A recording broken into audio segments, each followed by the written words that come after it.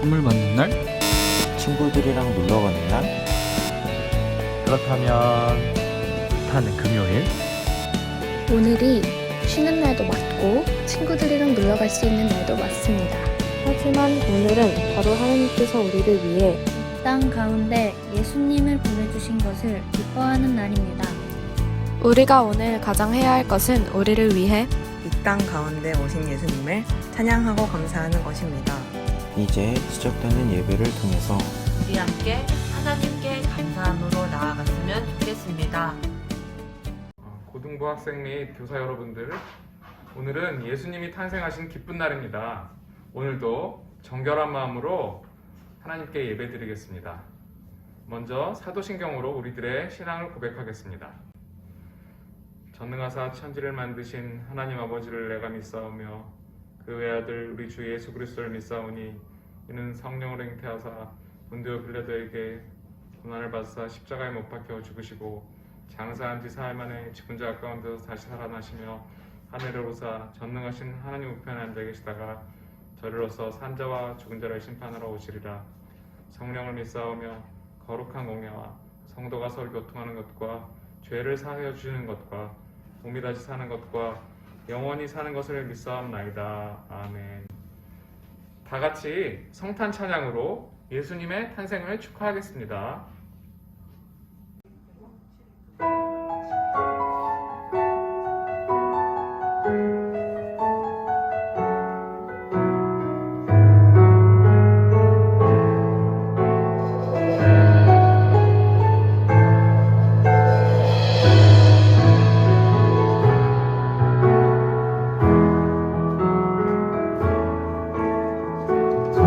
천사들의 노래가 하늘에서 울리네. 산과들이 기뻐서 메아리쳐 울린다.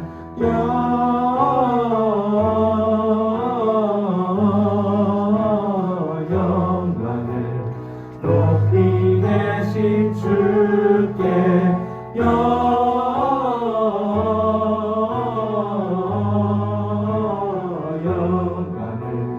높이 계신 주님께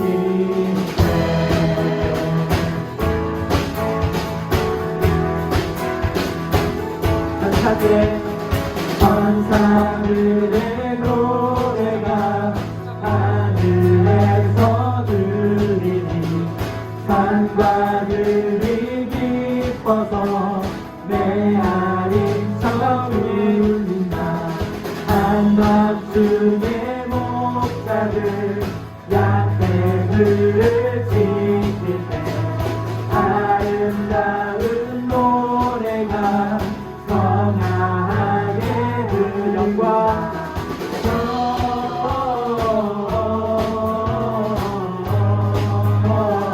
영광을 높이 계신 주께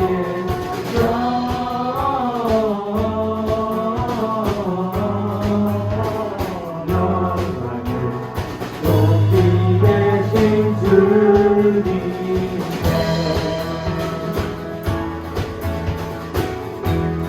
베들레헴 달려가 베들레헴 달려가 나시하기 예수께 그러 경배합시다. 탄생하신 난 구유 안에 누이신 어린아이 예수께 우리들도 나같이 찬송 부르자. 찬송 부르자.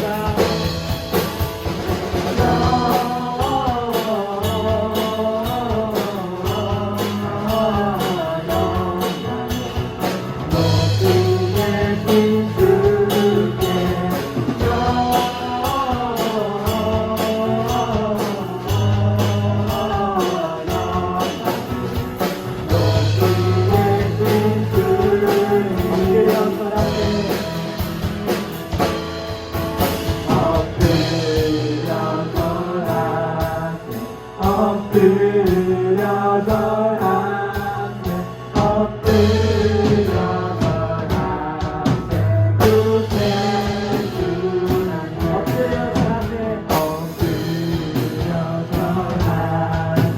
엎드려서 앞에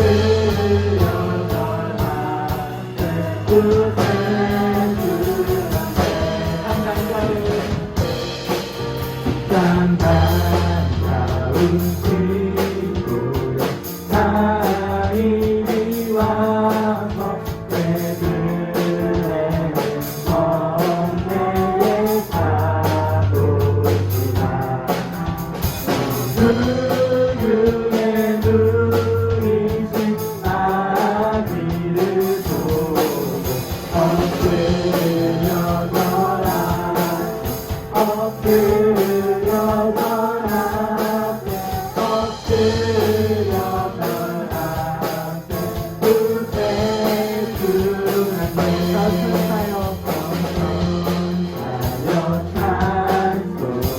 높이 들려서 소상한 천지를 부르시네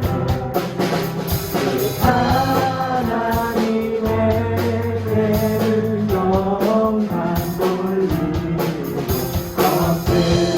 엎드려져라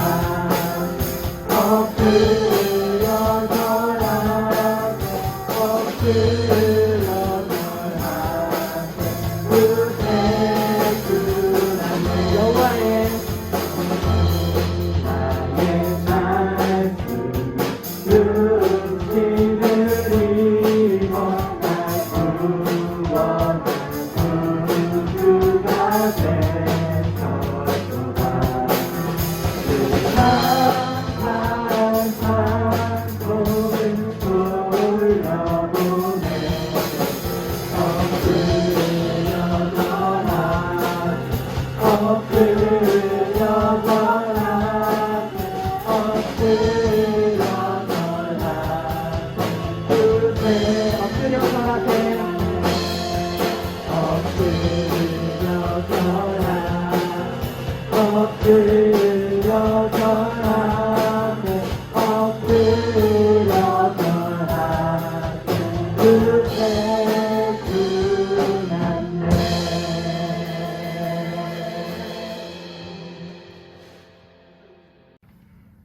다 같이 기도 드리시겠습니다. 지극히 높은 곳에서는 하나님께 영광이요 땅에서는 하나님이 기뻐하신 사람들 중에 평화로다. 하나님 아버지, 이 땅의 가장 낮은 모습으로 와주셔서 우리에게 생명 주시고 소망과 기쁨을 주심을 감사합니다. 세상 사람들은 성탄의 의미를 모른 채 들뜨고 우왕좌왕하는 모습을 보이기도 하지만 올해는 그나마 코로나로 인해 연말의 들뜬 분위기도 사라져 버린 것 같습니다. 그러나 우리 믿는 자들에게는 너무 기쁜 날 성탄절을 맞이하여 각자의 감사를 고백할 수 있는 고등부 학생들, 선생님들 되길 원합니다. 2020년도 한 해가 마무리되어 가고 있습니다. 정말 많은 일들이 있었고 각자의 삶에 감사가 넘치리라 믿습니다. 남은 한 해 잘 마무리할 수 있는 우리 고등부가 되게 도와주시옵소서. 고3 학생들은 정시의 일정이 남아있는 친구들도 있고 면접과 실기 등으로 여러 사람과의 접촉이 불가피합니다. 하나님께서 우리 학생들과 가족들을 보호하여 주시사 안전하게 모든 일정을 주님이 계획하신 대로 마무리할 수 있도록 도와주시옵소서. 1, 2학년 학생들은 온라인 수업, 온라인 학원 수업 등으로 인해 집에서 답답한 생활을 하고 있습니다. 하나님 말씀이 모든 지식의 근본이라 했습니다. 우리 학생들 생명의 말씀의 힘으로 살아갈 수 있도록 도와주시옵소서. 건강하게 이 겨울을 나고 새 학년이 될 때 더욱 성장할 수 있도록 도와주시옵소서. 1년 동안 수고하여 다른 부서로 가는 선생님들, 잠깐 재충전을 하기 위해 쉴 선생님들, 그리고 고등부 교사로 계속 섬기는 선생님들을 모두 붙잡아 주시사 하나님과 동행하며 각자의 삶에서 하나님의 영광을 드러내고 그리스도의 향기를 내는 귀한 선생님들 될 수 있도록 도와주시옵소서. 말씀을 전하실 유길선 목사님에게 강건함을 더하시사 학교에서의 사역과 교회에서의 사역, 가정에서 부모의 역할까지 하나님 동행하여 주시옵고 오늘 설교에도 성령님이 함께 하시는 시간이 될 수 있도록 도와주시옵소서. 이 예배를 받아 주시옵고 하나님만 영광 받으시고 우리들은 은혜가 되는 예배가 될 수 있도록 도와주시옵소서. 이 모든 기도를 말구에 누이신 예수 그리스도의 이름으로 기도합니다. 아멘.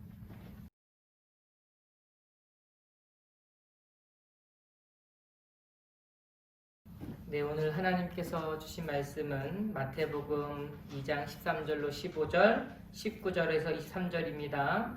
여러분들 성경을 펼쳐주시고 마태복음 2장 13절에서 15절 그리고 19절에서 23절 찾아보겠습니다.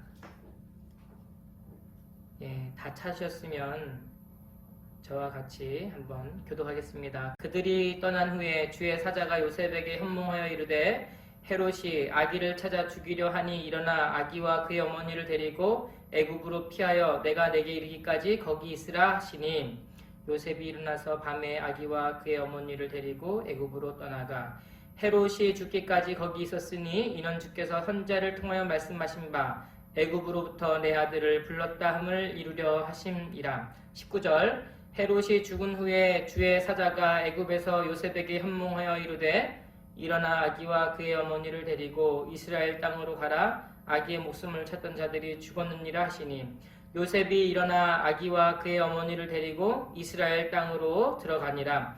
그러나 아켈라오가 그의 아버지 헤롯을 이어 유대의 임금됨을 듣고 거기로 가기를 무서워하더니 꿈에 지시하심을 받아 갈릴리 지방으로 떠나가 다 함께 나사렛이란 동네에 가서 사니 이는 선지자로 하신 말씀에 나사렛 사람이라 칭하리라 하심을 이루려 함이러라. 아멘. 네, 오늘은 복된 성탄입니다.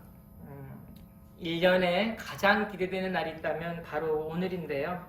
여러분들 집에서 같이 예배 드리면서 그 성탄의 기쁨이 충만하시기를 주님의 이름으로 축복합니다. 잠시 인사해 볼 거예요. 환영합니다. 축복합니다. 저랑 같이 인사해요. 네, 감사합니다. 예. 요즘 중국산 아닌 게 없지요. 뭐 어딜 가도 다 중국산이고요. 대형 마트 또 대형 할인 매장들을 가보면 다 중국산이에요. 그래서 이렇게 좀 그래도 되게 싸고요. 또 겉으로 볼 때 이게 품질이 되게 좋아 보입니다. 그 예전에는 이 겉으로 보면 딱 알았었어요. 이거 한국산, 이건 중국산 알았는데 요즘에는요 중국산도 이게 제품을 너무 잘 만들어서 뭐 무슨 아주 이렇게 미국산처럼 그렇게 아주 세련된 물건들이 아주 많습니다.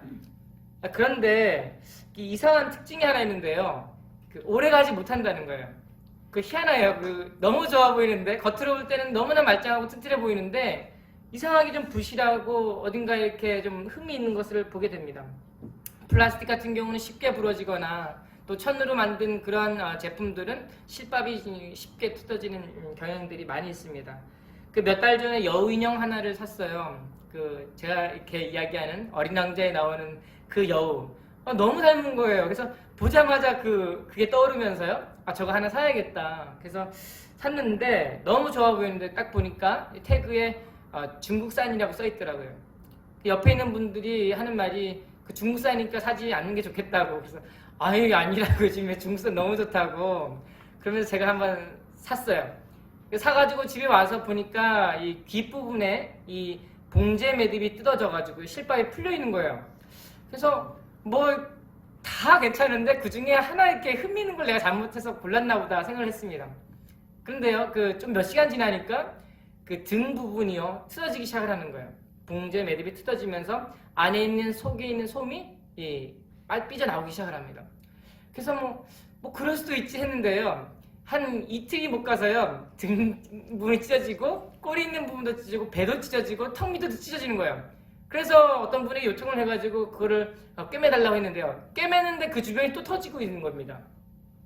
그래서 제가 어떤 생각이 들었냐면 진짜 중국산은 하지 말아야겠다 그런 생각이 들었어요.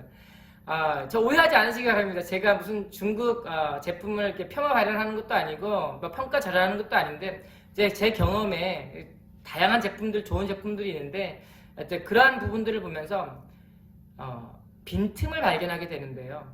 그 빈틈이 뭐냐니까 인형의 빈틈이 아니고요. 그러니까 제게 이 빈틈이 있더라고요. 누가 이렇게 저에게 조언해줬던 그 조언을 이렇게 중요하게 여기지 않고 흘려버렸던 결과적으로 보니까 진짜 그러한 일들을 겪으면서 이 사람은 참 빈틈이 많구나.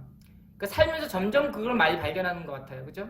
어렸을 때는 부모님의 말씀을 잘 듣는 학생이었었습니다.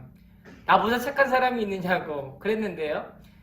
고등학교가 되고 또 청년부가 되고 성인이 되어 가면서 또 자녀를 낳고 키워보면서요. 점점 내 속에 있는 빈틈을 알게 되는 거예요. 내가 나를 알지 못했던 부분들, 전혀 상상할 수 없었던 그런 부족한 부분들이 나에게 있는 거예요. 이런 빈틈이 너무 많다. 근데 이런 우리와는 다르게 하나님은요. 빈틈이 없으십니다. 오늘 성경 본문의 제목이요. 빈틈이 없으신 하나님이에요. 성경은 계속해서 하나님이 완전하다, 절대적이다 이런 말을 많이 써요. 여러분 시편 성경을 읽어보세요. 하나님은 선하시고 완전하시고 노하기를 더디하시고 인자가 무궁무진하시고 절대적이고 우주적이고 날마다 이런 말씀을 하시거든요. 그런데 왜 이런 일들이 가능할까? 알고 보면 하나님이 신실하시기 때문입니다. 하나님은 한번 말씀을 하시면 그 말씀을 있는 그대로 지키시는 분이시죠. 오늘 성경에서 읽은 두 가지 본문, 여기에서는요, 이 하나님의 말씀이 완전히 성취되는 것을 두 가지 예를 통해서 보여주고 있습니다. 마태복음 2장 15절에 헤롯이 죽기까지 거기 있었으니 이는 주께서 선자들을 통하여 말씀하신 바 애국으로부터 내 아들을 불렀다 함을 이루려 하심이라. 요셉은 우리 지난번에 봤던 것처럼 헤롯 대왕, 그죠? 악랄한 왕을 피해서 어디로 갔냐니까요? 애국으로 갔어요. 헤롯 대왕이 이스라엘에 미치는 영향력이 그만큼 대단했다는 겁니다. 물론 헤롯 대왕의 아들들을 통해서 이 세력이 분산되긴 하는데 괜히 대왕이겠습니까? 강력한 왕이었어요. 그러니까 이스라엘에 남아있다는 색출해서 다 죽여버립니다. 우리가 읽진 않았지만 예수님이 그 자리를 피하고 나서 그 지역 일대에 2살 이하에 있는 모든 사내 아이들을 다 죽여버립니다. 이 헤롯 대왕이. 그러니까 예수님은 그 위기를 피해서 애국으로 피난을 했는데 이 애국으로 피난한 상황이 얼마나 힘들었을까를 생각해 보았어요. 그쵸? 그의 육신의 아버지 요셉과 마리아는 원래 본토배기가 나사렛 사람들이에요. 근데 이 사람들이 그 절기를 지키고 또 호적에 등록을 하기 위해 베들레헴으로 왔는데 갑자기 죽게 생긴 거예요. 그래서 애국으로 피신했습니다. 무슨 말이냐면 거할 집도 없습니다. 잠시 여행을 위해 준비했던 옷가지가 다예요. 그 위에 잠깐 쓰려고 만들어 놓은 그런 여행 경비가 다입니다. 그런데 생뚱맞게 한 번도 살아보지 못했던 애굽으로 가게 된 거예요. 그때의 어려움이 어땠을까? 그러면 애굽에서 몇 년 살았습니까? 헤롯 대왕은 AD 3년에 죽습니다. 예수님은요 BC 3년에서 4년 전에 태어나셨어요. 그러니까 애굽에서 유년 생활을 대부분 다 보냈는데 보낸 시간을 합하면 적어도 한 7년 정도를 애굽에서 유년 시절로 보내신 거예요. 자, 그래서 오늘 본문이 이야기한 겁니다. 하나님이 애굽에서 내 아들을 불렀다.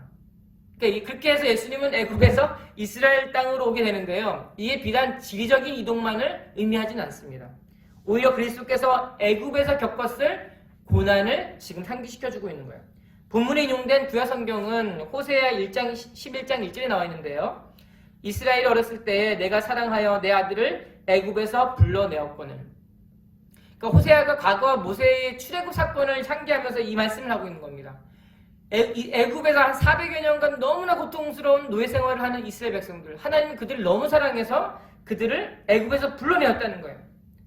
그 사람들을 애굽에서 불러내었다는 건 무슨 말입니까? 고난당한, 애굽에서 노예 생활로 고난당한 이스라엘 백성들을 표현하고 있습니다. 그렇다면 예수님도 마찬가지겠죠. 애굽에서 불러내었다. 애굽에서 6년 7년간의 이민 생활을 하면서 낯선 땅에서 생활했을 그 고난을 지금 상기시켜주고 있다는 거예요. 지금도 그렇지만 이 외국 땅에서 산다는 건요 결코 쉬운 일이 아닙니다. 일단 문화 차이가 많이 나죠. 내가 생활해보지 못했던 새로운 환경에서 생활한다는 건 너무 어려운 겁니다. 또 이민 생활할 때 가장 힘든 것 중에 하나가요 음식입니다. 음식이 맞지가 않은 거예요. 내 고향 땅에서 먹던 그 본토배기 음식을 먹어보지 못하고 전혀 새로운 형태의 음식을 맛보아야 되는, 이건 지금 말로 표현할 수 없는 고통 중에 하나입니다. 또 세 번째는요, 피부 색깔이 달라서 고통스럽습니다. 전혀 다른 이방인으로서의 삶은 그렇게 고통스럽다는 거예요. 옛날에 국제시장이라는 영화가 나온 적이 있는데요. 한국에 지금도 잊지 못하는 한 장면이 나오는데요. 한국에서 외국 생활하는 외국 노동자 연인이 나옵니다. 아마 보신 분은 알겠지만, 근데 두 분이 이제 이 거리에서 이 사랑을 나누는데요. 그 옆에 있는 한국 고등학교 청년들이, 고등학생들이 막 입에 담지 못할 욕을 막 쏟아붓는 거예요. 너희 나라에서 너희 나라로 가라고 막 얘기를 하는데요.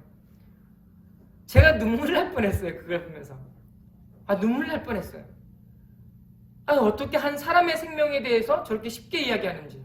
그러니까 단지 외국인이라는 이유만으로 함부로 대하는 그런 모습도요. 그 남의 모습이 아니라 우리 근처에 일어나는 일들이라는 거예요. 실질적으로 외국에 사는 친구들, 어린아이들은요. 이런 식의 대접을 많이 받습니다. 심지어 외국에서 태어나도 이 이방인의 어떤 종족이라고 비판을 하고 고통을 당해요. 그러니까 이 하나님께서 가장 싫어하는 거요. 애굽에서, 즉 이민 생활하고 이방인의 삶을 함부로 평가하거나 비판하는 거. 이거 하나님 제일 싫어하는 것 중에 하나예요. 구약 성경에 그러지 않습니까? 나그네와 고아와 누구예요? 마지막에 과부와 고아와 마지막에 나그네. 신명기 말씀, 우리가 인생을 살아가면서 어떻게 하나님의 법대로 살아가야 될 것인가에 대한 지침에 있어서 가장 중요한 기준이 하나 있었어요. 그게 뭐냐면 과부와 고아와 나그네예요. 과부와 고아는 아니까 나그네는 누굽니까? 나그네는 뭐 길거리에 집 없는 노숙자들도 포함하지만 사실 외국에서 이민 온 외국인들이었습니다. 그 출애굽기 22장 21절에 너는 이방 나그네를 압제하지 말며 그들을 학대하지 말라. 너희도 애굽 땅에서 나그네였음이니라. 너희도 애굽 땅에서 이방인으로 있지 않았느냐.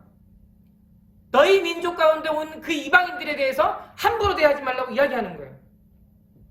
그 예수님이 이 애굽에서 유년 시절을 보냈다는 건요. 이방인의 삶을 뼛속까지 경험했다는 것을 보여줍니다. 우리가 상상하지 못할 그런 대접을 받고 살았을 거예요. 오늘 성경 본문은 구체적으로 이야기하지 않습니다. 그러나 우리가 이민 생활하면서 경험하는 그 모든 것들을 예수님은 한 몸에 받으신 거예요. 그래서 예수님은요. 피부가 색깔이 달라도 좀 생각이 다르고 외모가 좀 달라 보여도요. 그들을 이해하는 거예요. 병든 자를 이해하실 수 있는 그 식견을 예수님은 가지고 계셨습니다. 예수님이 눈빛을 보는 자마다 사랑이 가득했습니다. 예수님은 말 한마디를 하여도 이 세상 사람들이 이야기하는 것처럼 너 도와줘야 돼. 좀 이렇게 그걸 챙겨줘야 돼. 뭐 이 정도의 수준이 아니라는 거예요. 뼛속까지 그 이민자의 삶을 경험하셨던 예수님. 그들의 아픔을 공유하시고 그들을 구원하시기 위해 당신이 십자가에 죽으신 거 아닙니까? 이게 바로 마태가 이 애굽에서 예수님을 불러내었다라고 하는 말씀의 의미입니다. 다시 말하면 예수님은 외국 땅에서 이방인 나그네로 어렸을 때부터 엄청난 고통을 당하셨다라는 거예요. 두 번째, 마태가 주목하는 구약 말씀의 성취는 나사렛이라는 단어입니다. 마태복음 2장 23절 나사렛이라는 동네에 가서 사니 이는 선자로 하신 말씀에 나사렛 사람이라 칭하리라 하심을 이루려 함이로라. 이 본문은 마태복음에밖에 나오지 않거든요. 근데 이 나사렛이 도대체 어디에 나와 있냐니까 구약 성경이 딱 한 절 나옵니다. 이사야서 11장 1절. 이새의 줄기에서 한 싹이 나며 그 뿌리에 한 가지가 나서 결실할 것이요. 여기서 가지라는 단어 히브리어로 넷제렛인데요. 우리 한국말로는 나사렛입니다. 나사렛. 근데 히브리어는 넷제렛이에요. 가지. 그러니까 나사렛이라는 동네는 이름이 가지예요. 그게 무슨 말이에요? 가지가 뭐예요? 연약하다. 그래서 이사야 선지자는 계속해서 이 가지를 되게 연약한 모습으로 묘사하고 있습니다. 이사야서 11장 10절에 그날에 이새의 뿌리에서 한 싹이 나서 만민의 기치로 설 것이요. 한 싹이 나서 만민의 기치로 선다는 거예요. 이런 일이 있을 수 있습니까? 그거 불가능한 일이에요. 한 싹이 나서. 그러니까 이사야는 계속해서 그 싹, 그 가지, 넷제렛에 주목하고 있습니다. 또 이사야서 53장 2절에 그는 주 앞에서 자라나기를 연한 순 같고 마른 땅에서 나온 뿌리 같아서 고운 모양도 없고 풍채도 없은즉 우리가 보기에 흠모할 만한 아름다운 것이 없도다. 예수님이 나사렛에서 우연찮게 가게 되었는데요. 그 말씀이 결국 구약의 말씀을 성취하기 위함이라는 거예요. 그 구약의 말씀이 뭐였습니까? 넷째렛, 이새의 가지, 연약한 그 부족하고 아프고 볼품없는 그런 예수 그리스도의 모습을 묘사하고 있습니다. 그러니까 예수님은 나사렛 사람이다, 나사렛 사람이다. 이건 무슨 말이냐면 경멸어조를 띄고 있습니다. 그의 이후에 제자가 될 나다나엘이 말했습니다. 요한복음 1장 46절에 나다나엘이 이르되 나사렛에서 무슨 선한 것이 날 수 있느냐. 그 나사렛에서 무슨 대단한 용을 기대하겠냐는 거예요. 거기 뭐 이렇게 볼 게 있냐는 거예요. 그렇게 예수님은 볼품없는 그런 동네에서 당신 30평생을 거의 23년 정도, 24년 정도를 사셨습니다. 지금까지 살펴본 두 가지 예언 성취. 자, 첫 번째, 애굽에서 불러내었고요. 또 두 번째, 나사렛 사람이라 치가 아니다. 이 두 가지는요, 결국 예수님의 삶이 매우 초라하고 고난스러웠던 모습들을 지금 동시에 묘사하고 있습니다. 여러분, 이거를 누가 묘사하고 있습니까? 마태가 묘사하고 있죠, 마태가. 예수님의 족보로 시작한 이 마태는요, 여기에서 예수님의 전기를 묘사하고 있어요. 유년 시절부터. 그런데 그냥 예수님 어렸을 때부터 뭐 했고 저렇게 했고 이렇게 얘기하지 않아요. 마태가 주목하고 있는 예수님의 이 유년 시절과 살아갔던 인생을 두 가지로 묘사하고 있는데, 첫 번째, 유년 시절은 애굽에서 불러내었다. 이민자 생활로 가득한 인생. 두 번째, 나자렛, 뭐예요? 성이 되기까지 볼품없는 인생을 살았던 예수님의 모습을 지금 보여주고 있는 거예요. 여러분, 마태가 누구입니까? 직업이 세리였잖아요, 세리. 똑똑한 사람이었습니다.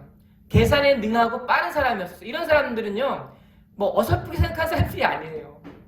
철두철미한 사람입니다. 앞에도 철두철미하고 처음엔 타이트 있다가 뒤에 느슨해지는 이런 사람들이 아니에요. 절대 손해보는 게 뭔지 모르는 사람이에요. 철두철미한 사람, 박식하고 이해력이 뛰어난 사람, 원인 추종을 잘하는 사람. 이 사람이 예수님의 유년 시절과 청년기의 삶을 다루는데, 거기서 두 가지 포인트, 애굽에서 불러내었다, 넷째넷이다. 한마디로 말하면 고난으로 가득한 인생을 사셨다라는 거예요. 이게 마태가 주목하고 싶은 이야기입니다.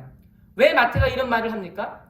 왜냐하면 마태복음의 저자는, 이 청중은요, 유대인 그리스도인이었기 때문입니다. 당시에 그리스도인들이 많이 되었지만 유대인들이 개종한 사람들도 많이 있었어요. 근데 유대인들의 의식 속에는 그리스도에 대한 의식이요, 딱 박혀 있었어요. 정치적인 왕, 정치적인 리더, 이 이스라엘이라는 국가를 앞으로 끌고 나아갈 국수주의적인 사상을 가득 메웠던 사람들. 이게 누굽니까? 유대인 그리스도인들이었어요. 이런 사람들에게 마태가요, 온 힘을 기울여 구약 말씀을 연구하고 예수님의 삶을 대응시키면서 말씀의 성취를 보여주고 있는 거예요. 너희들이 생각하는 그 그리스도는 정책인 왕이 아니라는 거예요.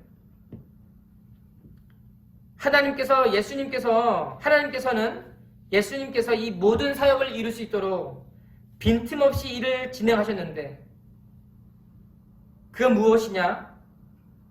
이 부족한 많은 세상, 그 어려운 많은 이 세상, 그 가운데 하나님이 채우신다는 것을 보여주는 것입니다.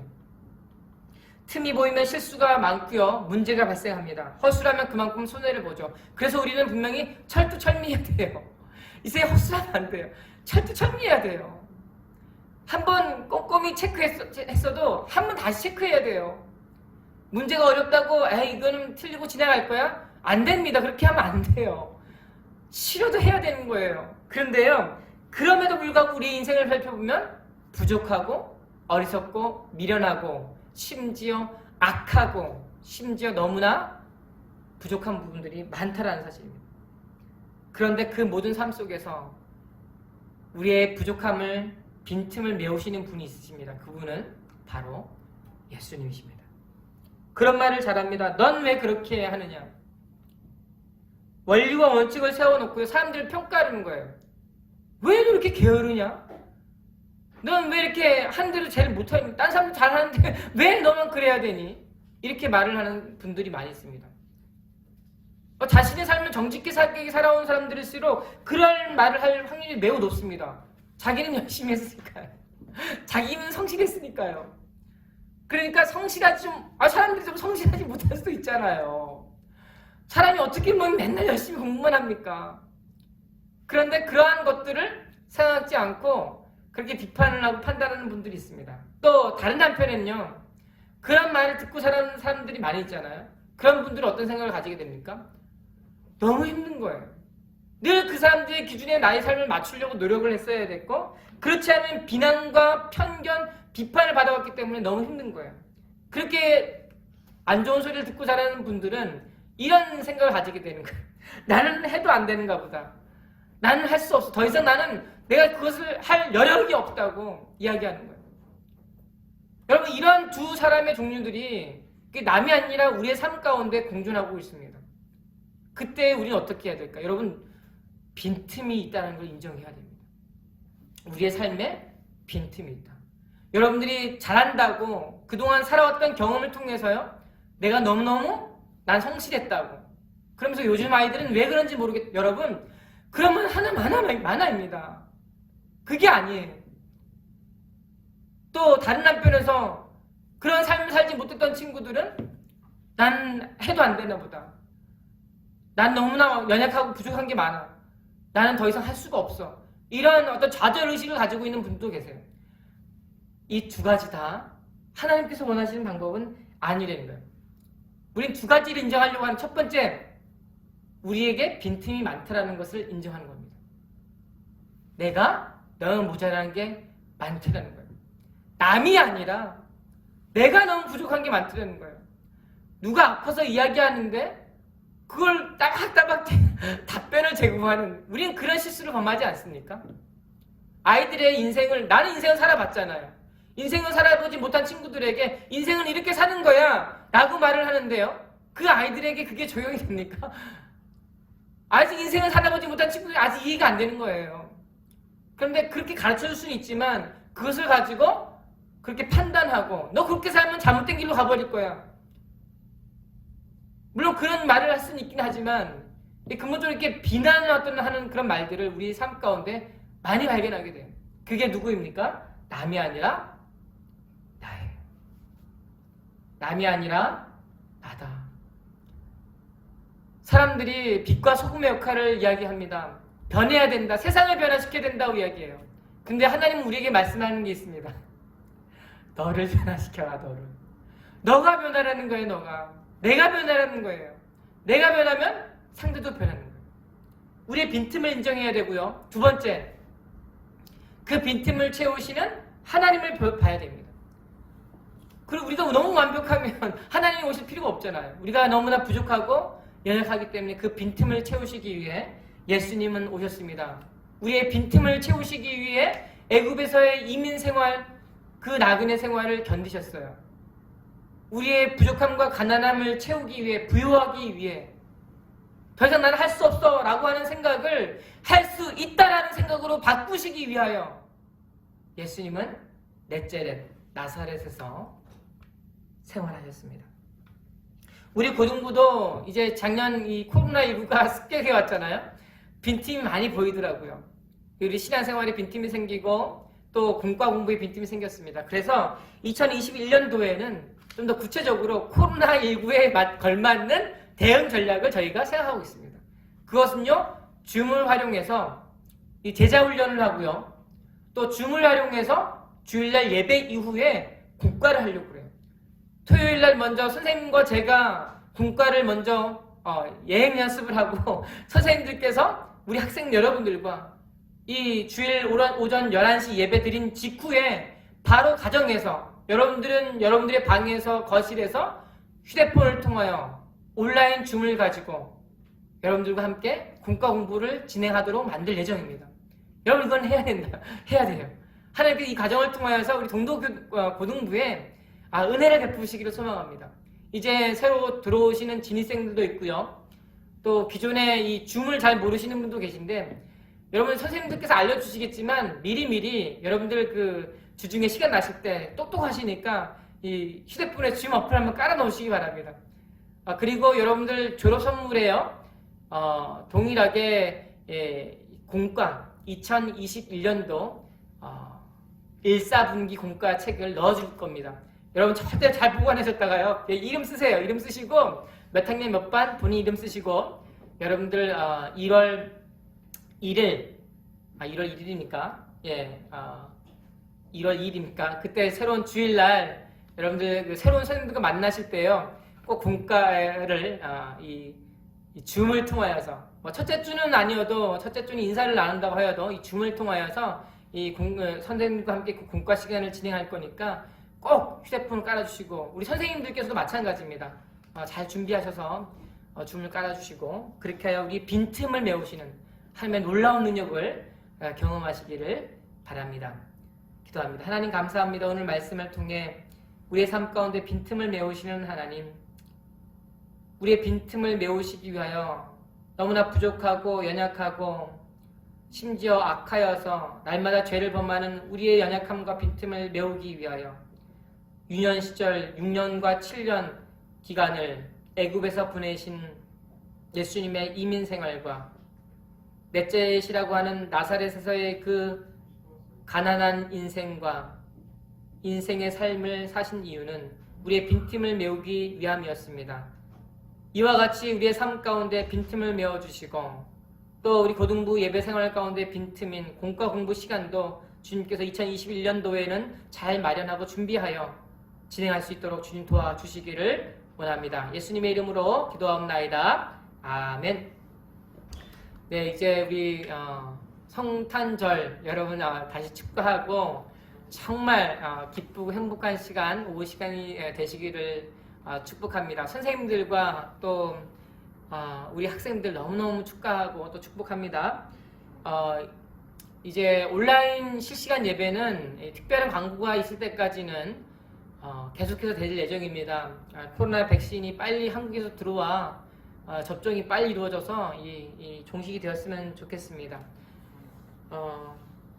그리고 제가 설교에서 말씀을 드렸던 바와 같이 성경 공과 공부 시간이 있습니다. 여러분들 예배에 잘 참여해 주시고 그 선생님들께서 여러분들에게 그 줌으로 카톡으로 이 줌 주소를 보내면 깔아놓으면 그 줌 그 클릭을 하면 딱 들어가게 돼요. 그렇게 해가지고 어렵지 않으니까 잘 하셔서 우리 2021년도를 잘 준비했으면 좋겠어요.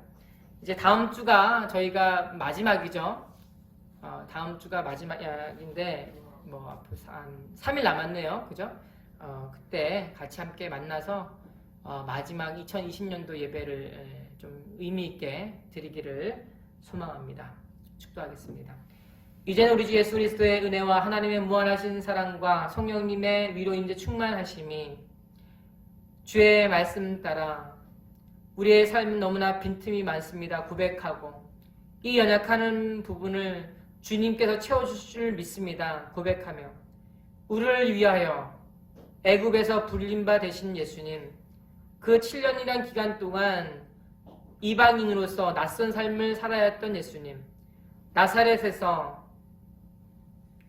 볼품 없이 가난한 가운데 삶을 살았던 그 예수님을 기억하며 나도 그와 같이 그 예수님 앞에 기도하며 나의 빈틈을 메우겠습니다. 이를 위하여 우리가 예배를 드리고 공과 예배에 공과 공부에 참여하겠습니다. 결단하고 다짐하는 우리 고등부 친구들과 그들의 가정과 그들의 학업과 또 한국교회와 전 세계교회 위에 이제로부터 영원토록 함께 계실지어다.